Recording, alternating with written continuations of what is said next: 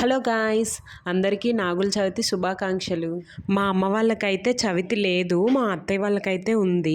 నా మ్యారేజ్ అయిన తర్వాత ఒక 2 ఇయర్స్ నేను ఊర్లోనే ఉండి నాగుల చవితి జరుపుకున్నాను. ఇంకో 2 ఇయర్స్ కర్ణాటకలో అయితే జరుపుకున్నాను. ఇంక ఎర్లీ మార్నింగే లేచి తలకు స్నానాలు చేసి రెడీ అయ్యి ఇంకా టెప్పలు అయితే వదులుకున్నాను.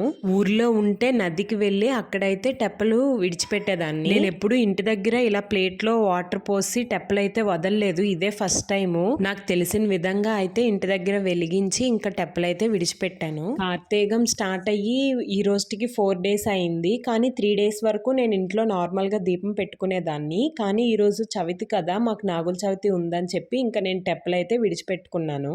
లాస్ట్ ఇయర్ నాగుల చవితి నేను లైఫ్ లాంగ్ మర్చిపోలేను, ఎందుకంటే మేము పుట్లో పాలేయగానే పాము అయితే బయటకు వచ్చింది. ఇంకంతే, మేము అలా స్టన్ అయిపోయాము. ఈసారి కూడా అదే పుట్టకి వెళ్ళాము, మళ్ళీ పాము వస్తుందేమో అని చెప్పి భయపడ్డాము. చాలా భయంగా పూజ అయితే జరుపుకున్నాము. పాము అయితే రాలేదు, ఇంకా హ్యాపీగా పూజ అయితే చేసుకున్నాము.